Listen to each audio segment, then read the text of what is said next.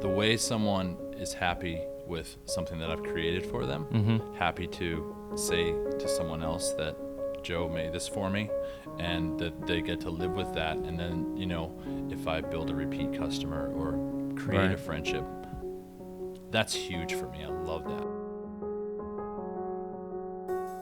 Welcome to Architecture, Design, and Photography. Today we are talking to Joe Seremeth, if I'm saying that right. You are. Cool. And you can put that on the table so you don't have to grab for it all the time. So you're the owner of Woodlab, where you create cabinetry and furniture. Correct. You studied at fine woodworking. You studied fine woodworking with James Krenov at College of the Redwoods, now the Krenov School. And you can be found sailing the waters of Maine, skiing and mountain biking if you're not at the Woodlab. Oh, you went right off the website. Oh, I cheat. Well, right off the website. I need to update that. I mean, that's all pretty. That's all pretty true. Update your about page for us. Yeah, no, that's all pretty true. We love to sail, me and my wife, and I guess mostly me, but she's, as you know, gotten into the yachting thing now too. So yeah, yacht design, and we had her on just recently, and had a good conversation with her too. Yeah. So she had mentioned you guys, both of you, had bought a boat together and kind of renovated it and have recently sold it. Talk me through that a bit. Okay, that's an interesting one. We had our order of operations really dialed. We got together, then we bought a boat. Of course. Then we bought a house. Then we got married. You've got your priorities. Yeah. So the boat, at the time we were hunting for a boat, something that we could afford but get into. So we found an old Pearson 30 for $500. And wow. And I was like, $500. So we ran over to it was on the way to right outside Gray, I guess, on Route 26. And we went there, and it was pretty rough, very rough, but it had good bones, and I knew that. And I knew that I could do the work on it. So we couldn't give the guy our money fast enough. Is this a wood hull or a fiberglass hull? Fiberglass. Classic plastic, like 1970, I think it's 71 hull. Just really good boat that way. But it needed everything. And we spent the next 6 to 8 months really just wrenching on it. Wow. Hundreds and hundreds of hours and a lot of money, and but it's the project that really solidified our relationship. That's interesting.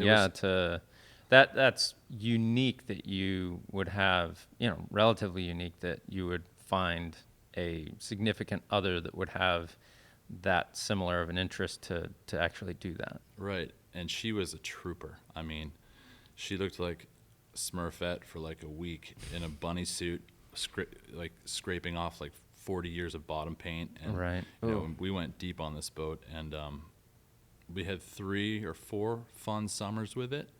And then it went on jack stands for a while, and began its slow decline as we had children. Were married. It sounds like our dog. Like he was going on walks all the time and everything else, and then we had kids, and it's like he's in the living room or he's taking a leak outside. Right. I actually just took him. So I just bought a boat like 2 weeks ago, a little Sea Dory, and it's like a pop-up camper of the sea. My son loves to fish, and the other one loves to be on the water. So, is that a sailboat? No, it's a power boat. It's a kind of a dory hull, and it's got like a little dinette dory shape berth. Yep. How long is that? 22 feet. But it has a cuddy and yeah, it's got a good size cuddy on it and a little back deck. And this weekend actually made a little stern bench seat for it out of cedar, not teak. It has a teak floor, but cedar's lighter, and I had it. So and not crazy expensive either. Yeah, well, I already had it at my house too. So I went out for 2 days on the boat. My wife and kids are in Virginia on their way back right now. So I went out for 2 days by myself, and I was like, geez, I really need a bench in the stern. So I came back in, made a stern bench, and then went back out. But awesome. When I went back out, I found that I could go and tie off on the dock on the Old Orchard side of the Saco River, Camp Ellis essentially. Yep. And I could go run the beach and back. And I took our dog, Taco, with us, who's now like a 80-year-old man. And I think I pushed him a little too hard. And at the end, he felt like he was dragging. I turned around and he was like stumbling and like fell over. And I was like, guy. I killed him, you know. And he kind of like blinked a bit and stood back up. And I got him some water and stuff, and he's fine now. But it's just kind of like that, like, all right, no more runs for you, buddy. And, you know, granted, he hasn't gone on runs in like 10 years anyway. Right. So Cycle of life, right? Yeah. Makes you, it's weird. Yeah. I'm one of those people who hasn't lost or had any huge losses in my life at all. Like, ooh, you're coming into a big one. Well, yeah, I mean, my parents are in their 70s, you know, and so it's just like, I'm not ready for it, any of it. And I've lived this very padded life, and it's interesting reconsidering everything I believe, and you look at moral formation and everything else of people, and you understand, like, you claim to have all these morals, but have you ever starved and considered what you would do to end starving, you know? And if you look at situations and countries where starving's a real thing, the moral character of a person is, you know, comes into a test far more quickly. Yes. You know, we all sit here in first world comfort and everything else and claim this moral high ground, but yeah, it's...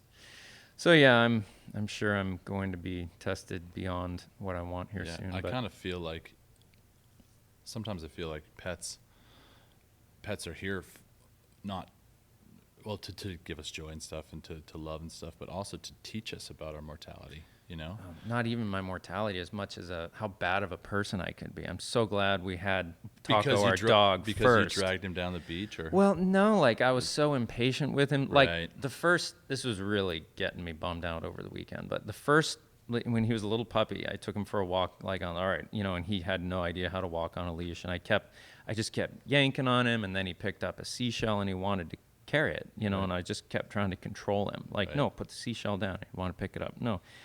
And I look back at that and I was like, why on earth was I being so controlling of this little puppy that wanted to go and do all these things? Maybe you didn't know, though, at that point, you know? Well, I didn't know. And like by me observing all my destructive, you know, tendencies and behaviors on this poor dog, you know, by the time I had kids, I realized, like, don't be a controlling a-hole. Right. Have some patience. They're going to be stupid as they learn. Just have, you know, and I thank him for that. Well, it's funny because my dad was a vet actually growing up, so there were animals around, and we had pets as kids, but in my adult life, I haven't. And I was thinking about what you said about the kids, and I think about, you know, am I that way with my boys? And I'm sure at certain points, I definitely. Oh, that's right. You have two boys. I have two little boys. Do they destroy everything? Mine do. And each other, and yeah. but you know, but great. you do that, you know, to try and keep them in line, and you have to check yourself, and you know, it's talk about the moral compass and like doing right and wrong. I think about that constantly when I'm being too hard on them, or it's really hard in this current age too, with these ideas of, you know, thou shalt not spank in any way, shape, or form, and only do a timeout, and like all these things that, you know, we probably were both spanked as kids and everything else, and turned out okay. Right. But now you don't do that, and so. Well, it's funny. I think that's true, but I also heard a wooden spoon story the other day, and I was like, I wish I could do that. Honestly, even though, you know, you can't. Katie would never let me. But, you know, when these two little guys are just not able to listen, even, you know, it's so much harder to, like, get down on your knees, get face to face with them, explain. And try and, like, rationalize at their level. And take the tone down, you know. Man, I struggle with that. You know?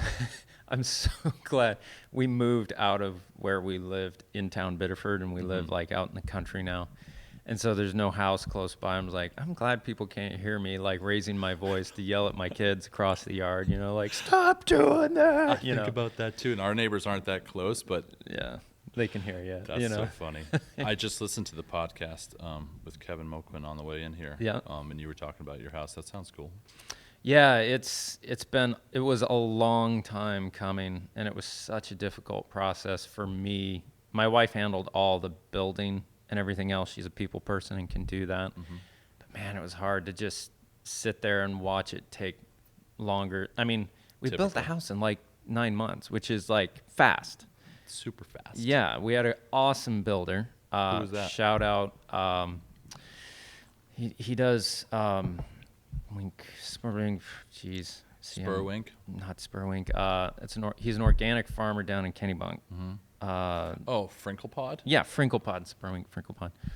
Noah Wentworth. Oh, cool. Yeah, I drive by there all the time. Yeah, and he's an incredible builder. Did an incredible job. Like if it's just him I had to interact with at all, Right. it would have been a painless. Like he was more stringent on everything going on than I would have been. And so I was like, oh, you've got this. That's good. But, all the other things that kind of go in and out of the project were just like, we owned apartment buildings for a while. And anytime something would go wrong with an apartment building, it was like the world was coming crashing down for me. You would deal because with it was this weird thing, like my personality, I'm very good at what I do. But when it comes to someone else letting me down and having to manage that, I'm just out of my realm.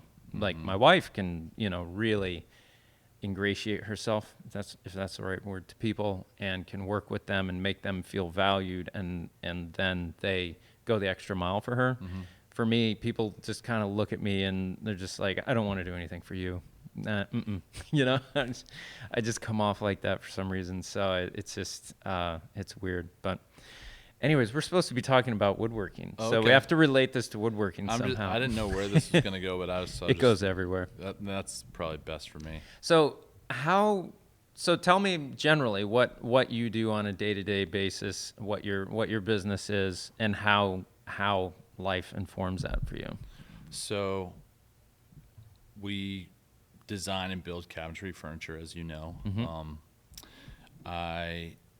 We work with a lot of local builders and also some builders and architects outside the state too, like Boston and New York. And the landing page image you have on your website, by the way, is some really nice like that kitchen. Thank to me you. is Yeah, just like, oh, that's calming. Yeah, that was a great project that we just finished. That was our last project. Right. Witten Architects. It was on Peaks Island. Oh, I think I'm shooting that on the 30th. Right. So nice. I have to figure out if I'm going to participate in that. Oh, okay. Well, Yeah. and that's a whole nother conversation because we've recently bought a camera, and I've been to get Kate's interiors. I have a chisel too, and a saw. Right. And I built a bench, and it looks like nothing close to what you could build. Exactly. But it works, and I value it that much, right? So yeah, I totally get it. Right. But I'll do a way better job than you. Right. And you'll do a way better job than me, but I don't know that I'd pay you to do it. There's that whole thing. So you feel me on that? Oh, I totally get it. So and especially with independently owned creative businesses, I'd be taking money out of your personal pocket, right? Because you could take that money home. Yeah, well, that's the thing. I totally have an appreciation for what you do. Your photography, all the stuff I've ever seen is beautiful. It's just a matter of whether or not, personally, I feel like I can afford that. 100%. Totally get it. So we bought a prosumer, decent camera, and I'm hopeful. But so that landing page picture, I took that. Yep. So anyway. So you'll notice on your landing page picture, good. The kitchen is extremely yellow, and that room off to the side is extremely kind of gray blue, and it almost looks like they're two separate things. Right. The issue going on there is you've got incandescent light, which is very, very warm, filling the kitchen, and you've got natural light filling that living room space off to the right, which is very cool. Okay. And so you've got one that's overly warm and one that's overly cool. So that's just a color temperature balance thing that you have to watch. I had no lighting with me, not even a flash, so it's just like going with, You're generally, if you used a flash on camera, it would look even worse. Okay. Not that it looks horrible. I looked at the image and was like, I love that kitchen, but wow, this is yellow and that's blue. Right. And yeah, I get it. You'd look at my stern bench seat and you'd be like, cool. And I'd be like, I can sit on it. It works, so. But that particular project was a great project. It was the first one to kind of get us through the door with Witten Architects, which is a relationship I've wanted to have. Yeah, they do incredible design. I actually went to the same school as Russ. Oh, you did? And out in Michigan. Oh, cool. Caleb Johnson, myself, and Russ all went to the same architecture Caleb went there school. Too? Oh, no kidding. I didn't know that. It's kind of weird, very weird, how much that little school has had an influence on the architectural scene of Maine. Right. You know, because Russ is an incredible designer, and Caleb's an incredible designer, and starting and growing a very well-to-do business, and Right. I'm at least interpreting a lot of architecture around Maine. Yeah. So it's just kind of weird that ended up That's pretty having cool. that effect. Yeah. I had no idea about that. Yeah. Awesome. A little weird tidbit. And what was the name of that school? Andrews University. Absolutely no claims to fame. Not a well-respected school. Yeah, I mean, Do you guys all know each other there? we all had the same religious ilk before that, and Okay. so it was primarily just that's the religion of that school, and the religion is very, you know, it's got great ethics to it, and I think that comes across in a lot of everything that the school produces and does, and from a lot of the people that are of that religion are very ethical people, Yeah. and generally driven and morally oriented, and which Yeah. you know mostly is a great thing. You know, It's a great thing. just until you end up with the minor kind of picky points of a religion where it gets into how our society's changing and how religions resist that change. Right. So, totally off base, weird stuff. So, anyways, Yeah. but you were saying Witten Architects. Yeah, Witten getting in with them. Architects. Once we had kids traveling, up until a few years ago, it was pretty relatively unknown around here. We always did high quality work and had plenty of work and customers outside the state, but it meant travel. And So you're doing a lot of cabinetry and furniture outside of the state, Yeah. not regionally. How did that happen? I grew up in Massachusetts, and Okay. following like woodworking school. Well, yeah, after college, and I went to woodworking school when I was 30, and after ski bumming in Colorado, I went back home, had a construction business for some years, started my first little shop, and then went to woodworking school. And when I came back to my hometown of Marblehead, Mass, and was taking on a project for one of my clients, previous clients then, I was just like, I've done this, I've been here, I want to get out of here. Yeah. And we had spent some time going to Maine for skiing and stuff, so Portland was a good choice. But because I am from Massachusetts, I have good connections and networks there, like Boston and Right. some other connections in New York City too. So we would do a lot of stuff down around there. Now, ski bumming. I would be a surf bum. You'd be a ski bum. Rob Witten, that guy was doing helicopter skiing into his late 60s, I think. Really? And we on haven't his- had that because he's a sailor too. We Yeah, haven't he- talked about all that. It was crazy. Like, I guess he's a very accomplished and like, you know, helicopter back skiing in Alaska or something. Rob you know, Witten. Rob, Did yeah. not know that. And it's interesting to me the intersection of people having interests, adventurous spirit, and the intersection of how many of those people end up being self-employed and why. I was a horrible employee. You'd never want to employ me. But if I'm in charge of my own schedule and I can possibly fail and not earn money or succeed and earn a lot of money, it's like that balance on that precipice of failure and success inspires me, and I'm very motivated that way. And I continually keep coming across people who seem to have very strong passions outside of what they do that feed into that. Yeah. And I'm just interested how that cross-pollination works at all. I feel like that's probably got to have something to do with just like the independent spirit, you know? I mean, I didn't play, team sports so much in high school, but I was a skier for Yep. sure. And in college, I was rock climbing a bunch. And yeah, I just always have chosen my own path too, you know? And I would probably be a horrible, a horrible. See, I've actually proven I'm a horrible employee. Yeah, I probably have too, but not. I mean, in the past 20 years, I've worked definitely, you know, way more for myself than I have for anybody else.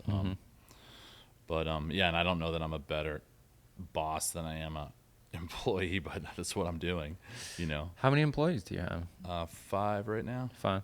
5. How do you find being a manager of people? It's tough. Yeah. It's really tough. It's a whole new skill set for a person who, you know, I'm a woodworker who had to become a business person, and I struggle, you know. Yeah. I do. I think I heard you say that in a podcast that I was listening to. Oh, I'm a horrible, if my wife were if she could manage this whole thing, she'd do an incredible job. My you know? wife too. Tim, my studio manager here, requires no management. That's perfect. And so it's a marriage made in heaven. Yeah. I you know, I don't know why, but I don't have naturally a lot of people skills like that. Yeah. It seems like I don't want to be that laden with having to hold people's hands and tell them what to do. Mm-hmm. I don't want to have to put enough time into learning those skills to build a business that relies on doing that kind of management work constantly. Mm-hmm. I would rather work with people who can self-manage, and I put my time into visualizing and growing a business rather than managing people. Mm-hmm. And that's I don't know. I don't know a lot about management, but that's also kind of an intersection where I've found that creative types, not naturally their strong point, people managing. It's certainly not my strong point. I feel like I'm a good people person, but when it comes to being the person with the final say, it's really tough. And I have great people that work for me, and I've always been lucky to find guys with great skill, which is super important to us because we deliver a very high quality product.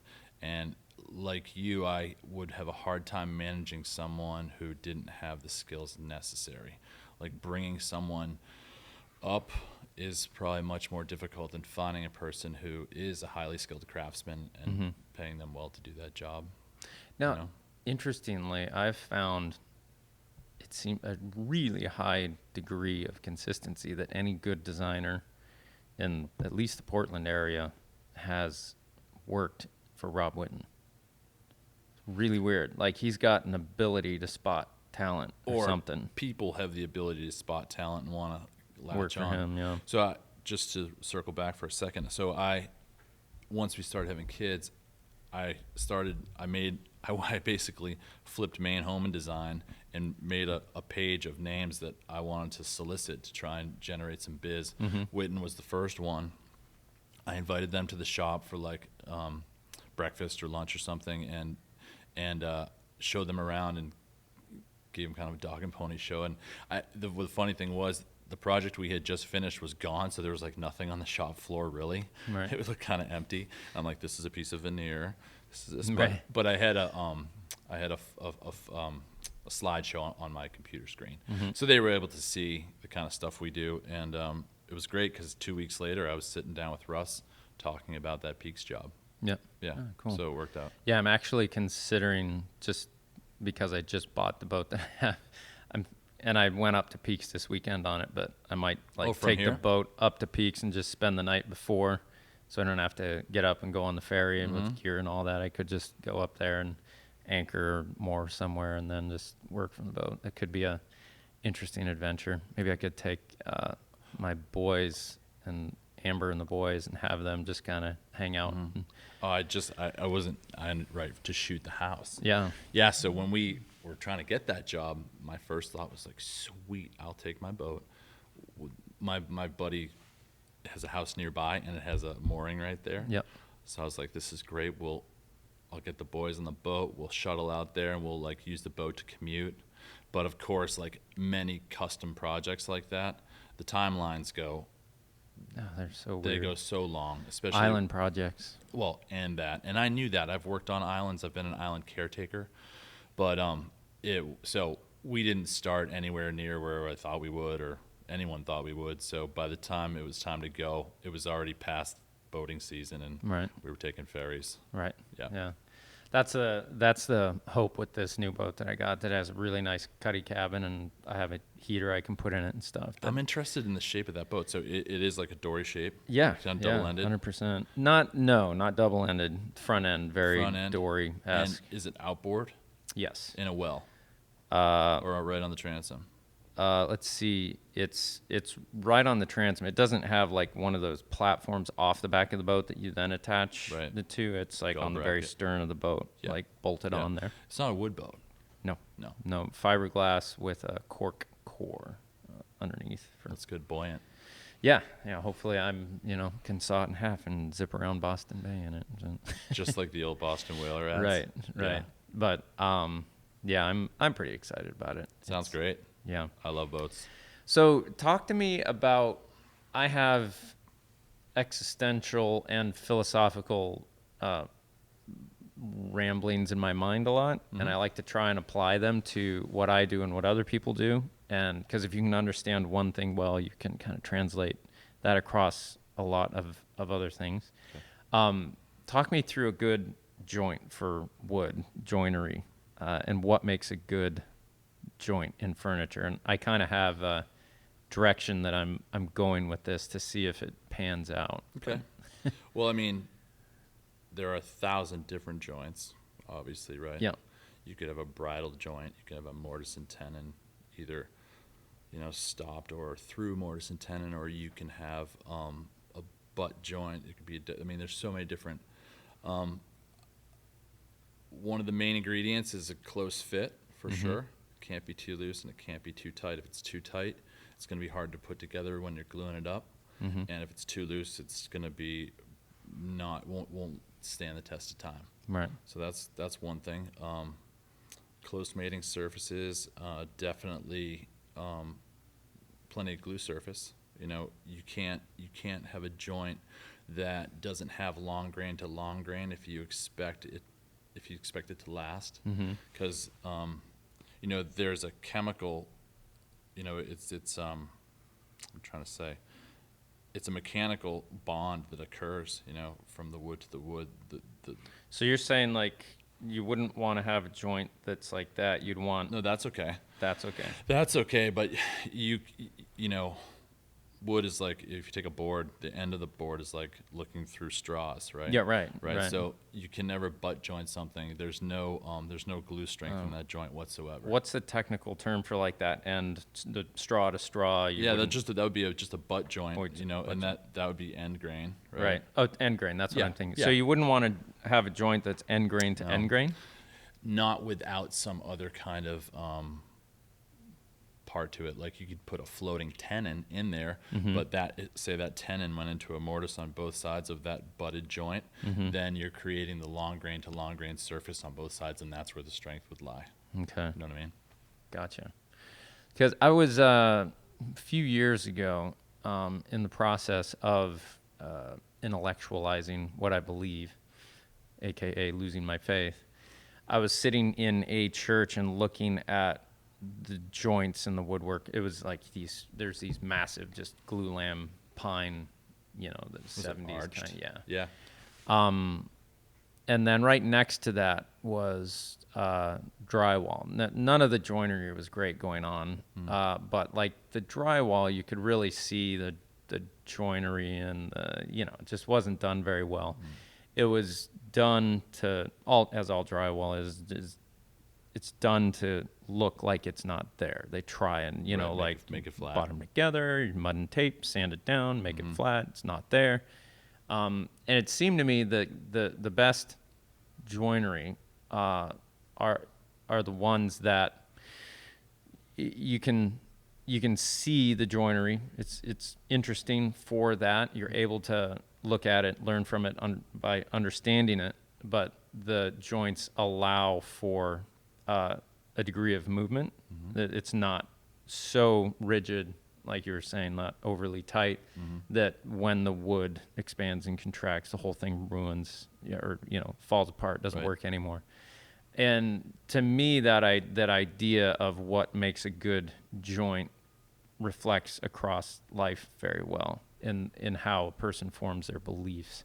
Where if your beliefs are so rigid and tight, and kind of glossed over as these are rigid and they're exactly what they are and they're perfect, as in a, there's no gap between this, Right.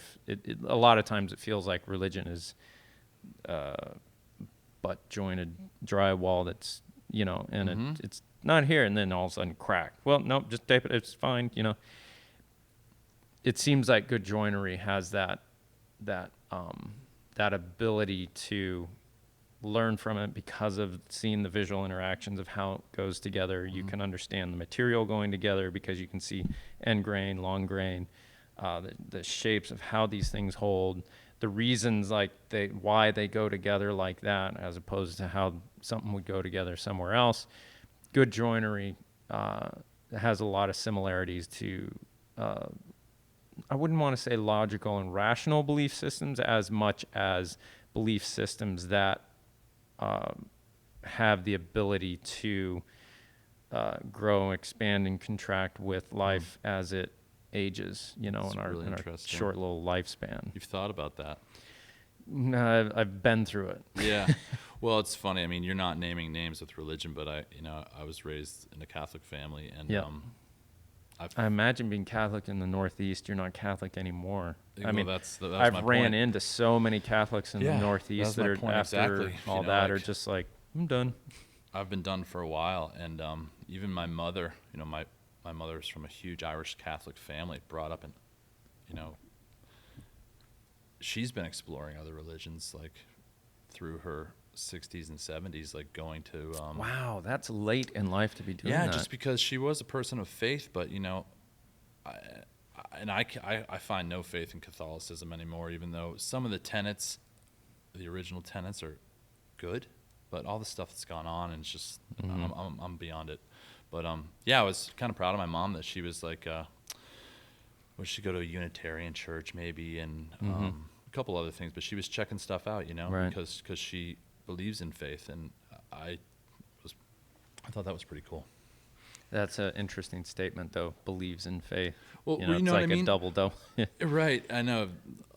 Finds value in faith, I Thank guess, you. is what I would flip it around. I mean, I grew up Seventh-day Adventist, and Right. they're a strong Protestant, Protestant, which, they're at odds with Catholicism way back, saying that the papal power is actually what the Revelation is outlining as the beast, not Catholic Church, but the papal system. Okay. And it's like all this religious infighting. It seems the really odd thing to me is that for me to consider, like, maybe I'll jump faiths, be some other kind of faith rather than just none. Like, to imagine a Catholic form of faith for me is liberating, which, like, it probably wouldn't feel like that at all to you, but I would go there with no baggage. I Right. could take it or leave it, Right. like, and it would be different in that it has these very, architecturally it's very Right. significant compared to like the glue lamb stuff of my childhood and drywall. And it would be more reflective, and I can imagine like monks chanting kind of stuff, like more so male choir and stone walls and just good sound, and it's kind of like people whose marriage goes bad and they think they can just hop to something else and not have any problems. You're just changing one set of problems for another. It's more so, are you going to deal with that resentment Right. and those deeper issues, or are you just going to think that you can jump to another one and not have problems? To me, at this point, it's kind of like picking your poison. It's not. I really don't think that the specifics of these faiths really are where it's at. I think all of them have relatively the same values, but yeah, I mean, systems where you have that that history of molestation and everything Right. else and being covered Atrocities. up. If I came from that, I couldn't couldn't stand and face it anymore. And the Adventist system right now, still does not accept, embrace, or acknowledge any alternative lifestyle. Right.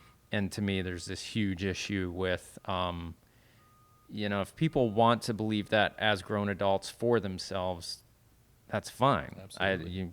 Fine. Mm-hmm. But if you got to understand that if you do that and you have a kid born to you within that faith system that is gay, you are going to make them so much more likely to commit suicide because you are their core center. And what you believe and what you teach them is that the things outside of your choice, you just being born this way and having these inclinations puts you, if you, unless you deny the way you're born and live outside of how you're born, you got to go pretend to be heterosexual. And if you don't, you're going to be outside of our love and acceptance and the creator of the whole universe's acceptance. And so the drug addiction, homelessness, and suicide rates just go up exponentially in these type of faith communities where children are born that way. Right. And that, for me, where on the Catholic side for you, it's like this stuff's going on. I can't be a part of that, and it's detrimental to my faith or any form of faith to do that. Yeah. For me, looking at my faith to see that unacceptance of that started me down that path. Mm-hmm. So that totally applies to woodworking. So yeah. Well, it's funny, just in defense of my mom though too, like one of the things that she explored was like I think Unitarian Universalist was completely accepting of everybody and everything, which was really cool. I know. And I photographed a choir leader down in Kennebunk for an AIDS publication. And I had no interaction with the Unitarians, and they have these 7 tenets of, 7 basic tenets. Mm-hmm. No one would disagree with these 7 tenets. Right. They just don't go any farther as creating more tribalistic tendencies beyond that. They're just these very, as foundational tenets as you can get that Jesus, Buddha, Muhammad, everyone would agree with. So there's here we are. This is it. This is the basic. And anything from out there, if you want to add to that on your own, have fun. But you're not going to do it here where it starts excluding people. Right. That seems pretty good to me. But very good. The running, is always kind of the running joke. Like, well, the Unitarians will believe anything. So in these tighter faith communities, they kind of look down on Unitarians because they're not more tribalistic and more literal in their beliefs. Right. Yeah. But now to me, it seems just so obvious that it's, how are you going to pin down the exactitude or whatever, the literal, not metaphorically true, but literally true nature of the universe through subjective spiritual means? It's just not that kind of process. Well, I was going to say, why do you have to? And that's probably their view. Like Catholics will say, well, you have to, because if you don't, you'll burn forever, and you can only be saved through Catholicism. And Adventists will say, well, in the end times, when the world's falling apart and everyone's coming to get you, you're only going to be saved if you're part of this faith and you believe the Sabbath and this, and we're all going to have to run to the hills to, I just don't anymore. It's so confusing and emotionally, at this age, it's very emotionally detrimental to have to deal with. It's weird, your mom going through that at that age, I wonder the generality between males and females and how they find identity. I wonder how that affects someone at that age differently. But yeah, anyways. See, what's this going to be about? It's going to go anywhere. I have no idea. Okay. But joinery gets you there. Yeah. But why do you get out of bed in the morning? And why do you do what you do? Well, these days, it's to provide for my young family. I was thinking about that after I answered your email that this goes anywhere. Why do I get out of bed? It's I have to make money. Yeah. It's the society we live in. And, thank God we live in a society like that, because I wouldn't want to live in a socialist society where everyone just gets a stipend and no one really cares. Anyways. Right. But yeah, Ooh, politics. It's like number one, it's like, well, you have to do something. Right. And for me, it's kind of like I fell into it.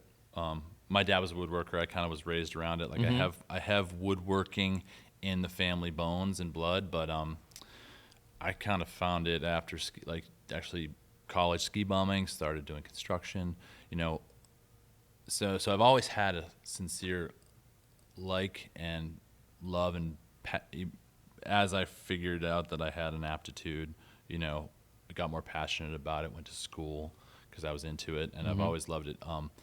And I still have that.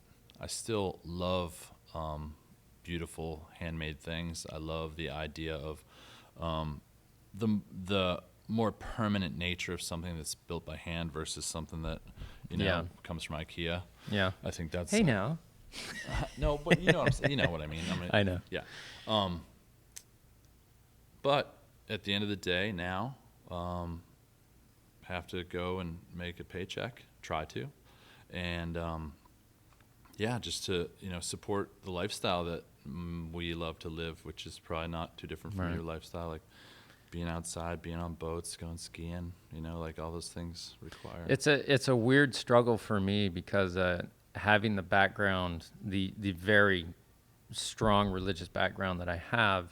I didn't know that about you, by the way, so it's interesting. Yeah, I'm actually 4 years into trying to make a documentary on this whole process. But cool.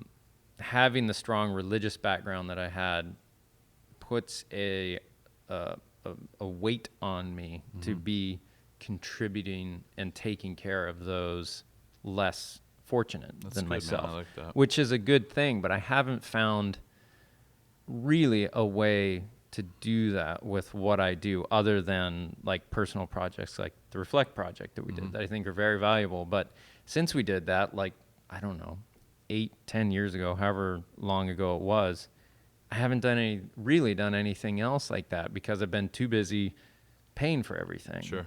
And it at the same time, what I'm doing is really contributing to, it creates a small amount of employment for those who work with me. It contributes to a creative economy, a design economy within the state. Hopefully what I'm doing is, being, a drop in the tide that's raising all boats. Yeah.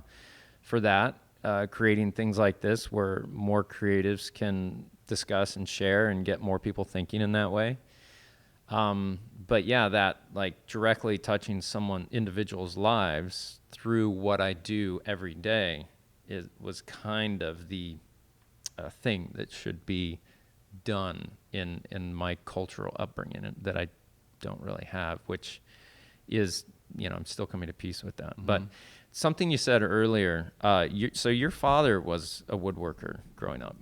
He was, yeah. Now, I look at what I do and feel ridiculously lucky to be able to make a living doing it, because I look at how many people want to be a photographer, right, and how very few actually can, do that full time. And I don't look at it as something that I think either of my children would be able to succeed at. Not because of any, it sounds like a harsh thing to say, but not because of any ability or lack of ability that they have, as much as I just won the lottery somehow. I don't know. I don't really, I guess there's an amount of feeling of not that I don't deserve this, but there was so much luck involved. That do you feel like your kids could potentially do what you do someday with the difficulty of making a living as creative as your industry is and hands-on? And what do you think of that? I mean, I think I take kind of I feel like what I do is really rooted in common sense. If you look at woodworking and how things go together, like if you can think in logical steps, right? You can, I don't know. You say that until someone tries to do what you do. I say the same thing. Right. I look at what I do and I'm like, crap, other people are going to be able to do this. Yeah. But then I see Joe take a picture of his kitchen and I'm like, this is the IKEA version of, no, it's not that bad. And I look at it and I'm like, that's a great kitchen. Right. Horrible photograph, great kitchen. I still got the idea there's a great kitchen, but hilarious. the tip of the spear when you're trying to get more work is dull. You see what I'm saying? I do. The So maybe incredible work. Maybe I am gonna join in the shoot. I'm just pitching to get more Yeah, you money are. from Joe. No, hey, but I mean, you understand what I mean. I do. You know, and that's I don't know. Well, like I said, but I have often thought that, like, if you can think through things and you have common sense and it's a step-by-step process, like, I think you can, most people can get there, I think. But maybe it's just me, like, I've always been able to do it. And I wouldn't push my kids toward what I do unless they wanted to. I mean, Right. if they're into it. Right now, they love to come to the shop and ride my longboard around there Right. and stuff, which is cool. But they haven't taken a firm interest yet. They just know it's the place that Daddy spends a lot of time. Right. And I don't know if I'd say I've been lucky as much as I've worked hard at it. Yeah. I mean, I look back at my trajectory, and I talk about this a lot with people, but there's this very much a deeper emotional connection with giving of yourself when you work as a creative, making something that you're paid for. Mm-hmm. That there's a degree of like prostitution there, Mm-hmm. that you're paying for someone's personal life experience, like someone's paying for that, Mm-hmm. and you're exchanging it, which to a degree feels a little weird, but it there's that deep emotional connection where if you don't get a job, it can be very emotionally. It's more than like, oh, I missed that money. It's a personal affront to your value, where it's not that, I but it understand can feel completely. like that,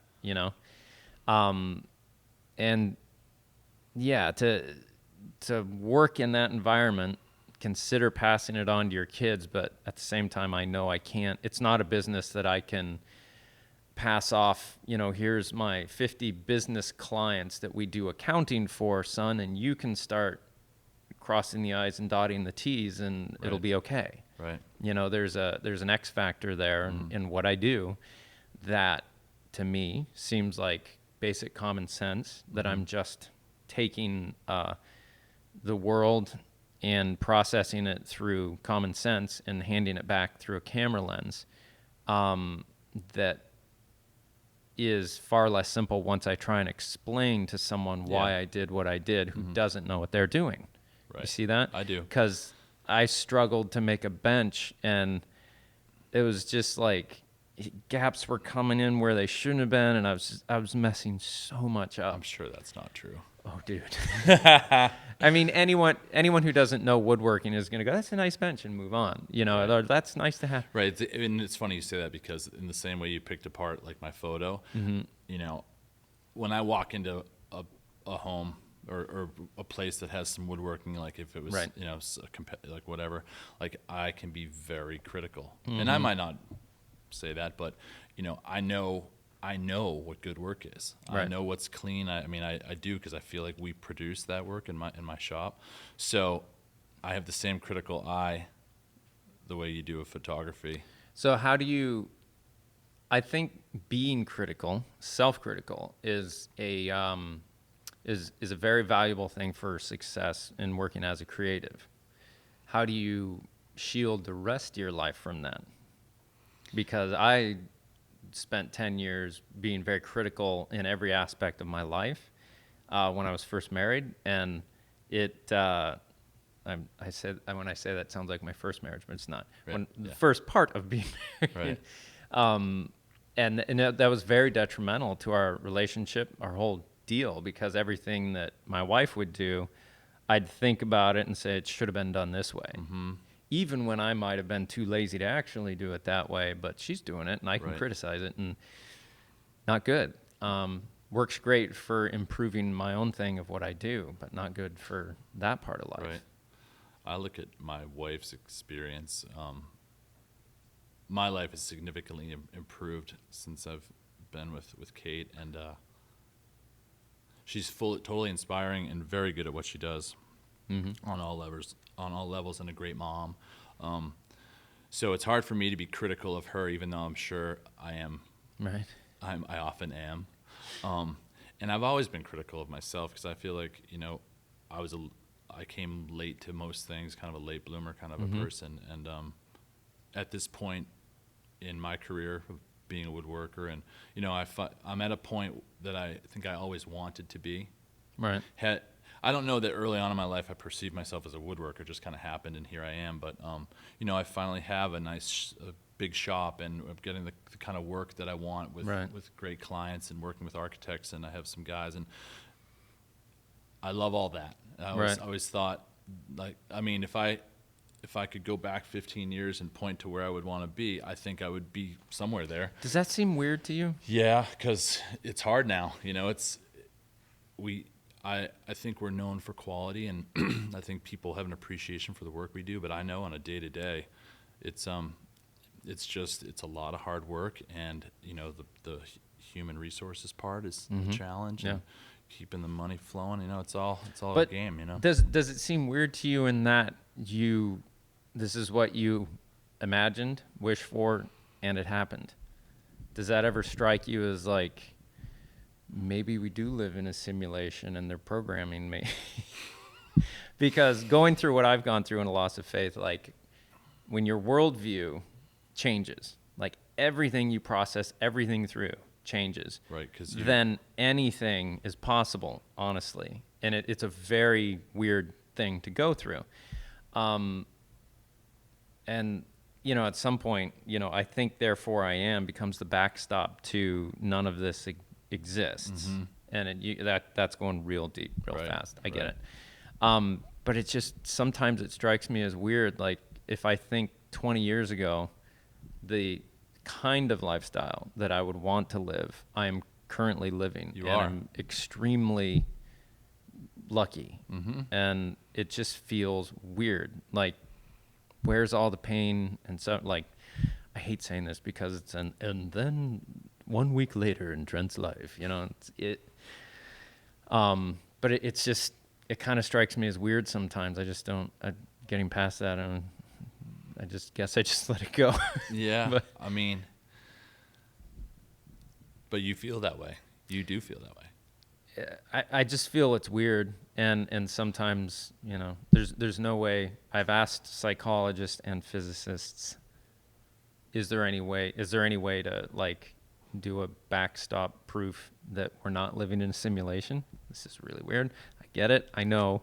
And they're like, well, no, really, because you are living in a simulation. Because you're making sense of photons just traveling through space. And then the image flips in your eye, and it goes to a place where you envision it not here, but back here in your head. It's a camera. Reality is a hallucination, is how we experience it. And if you look at a baby, they're not too dissimilar to someone who's on a very heavy trip.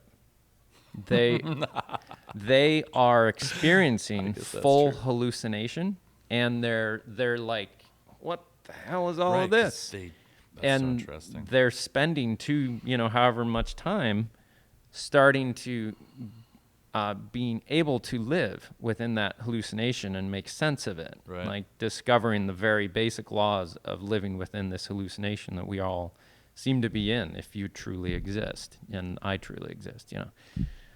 It's not about woodworking. You're gonna have to edit this heavily. No way. No. They're all just straight really into just the pipeline. Stream of consciousness. Stream of consciousness. Cool, it's man. The best way to go. Yeah, because I had no idea what I was getting into other than watching Derek. Right. Which was pretty cool. I thought his conversation was one of the best so far, just because it was two friends just talking. I really, I don't know him well, and he was so self-effacing. I had a lot of appreciation for what he talked about. He's a good guy. Yeah, and he's a super talented woodworker.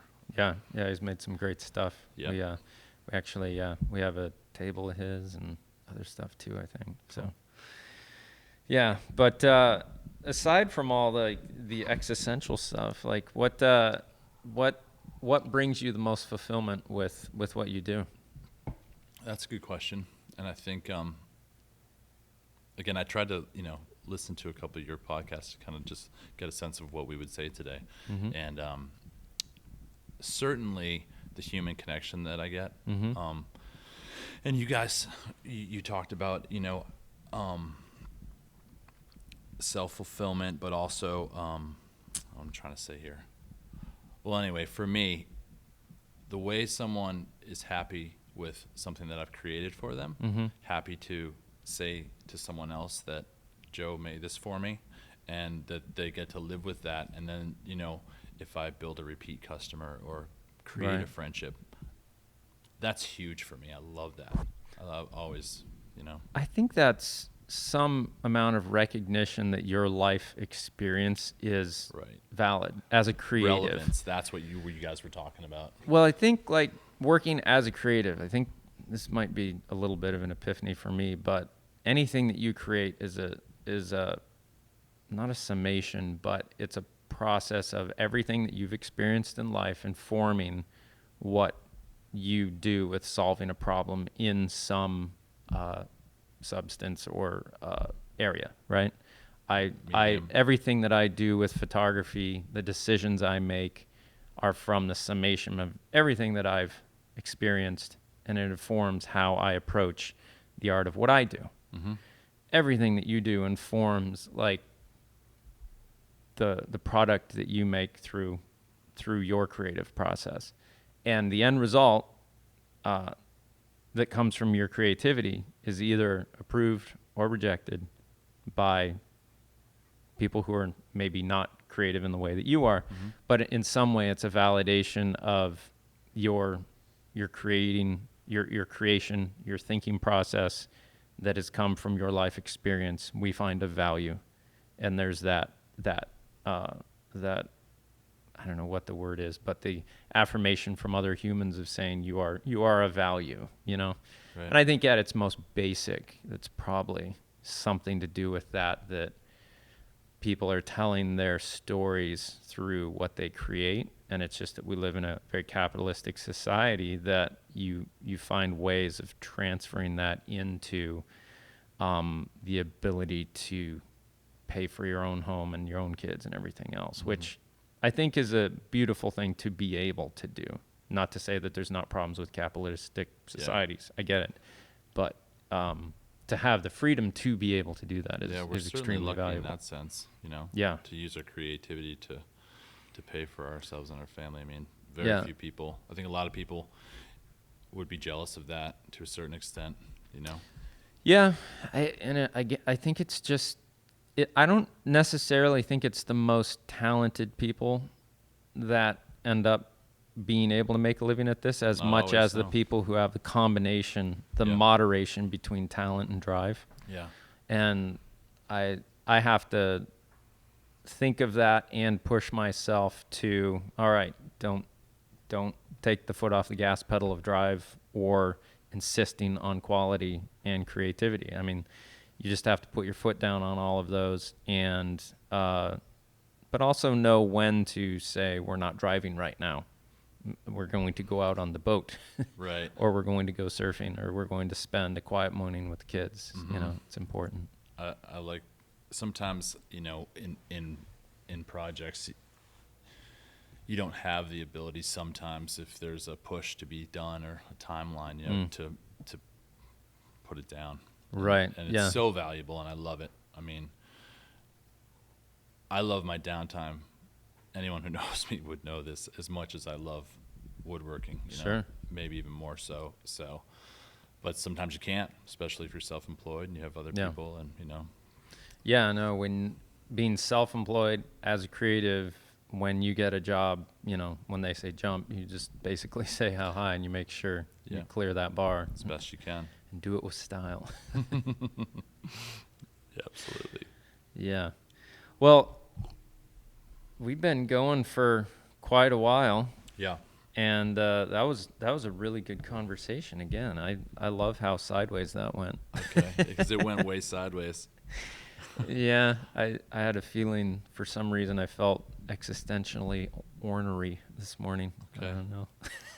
Well, my wife and kids have been gone since Thursday. Where'd they go?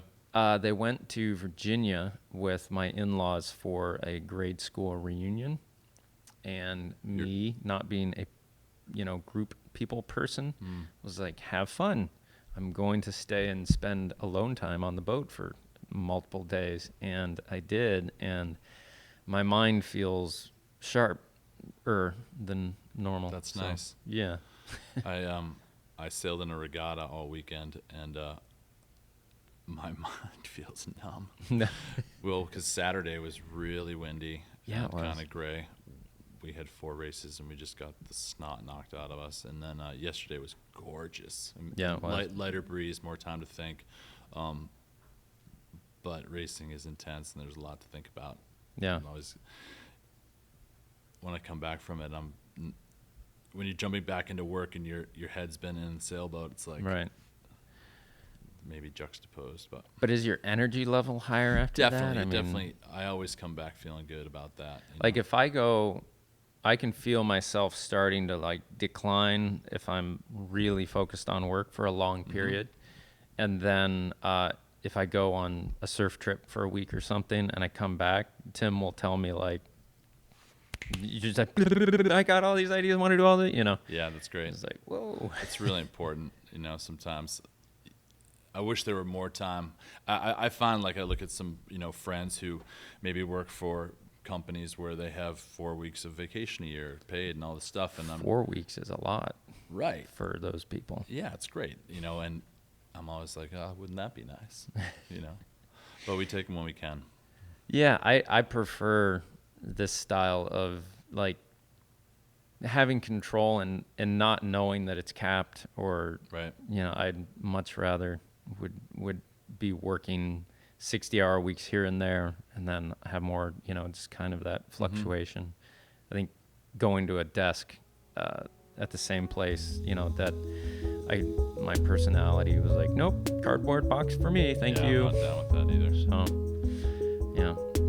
But anyways, Joe Seremeth, thank you so much for coming in. Trent, thanks for having me. That was really fun. I think I should put you on the list of people that should come in at least annually to just kind of shoot the breeze, or maybe we come up to your place sometime, get a tour, and do anytime. a podcast there. Absolutely. Or something, or who knows. But that was really fun. Well, thanks for having me. Yeah, thank you.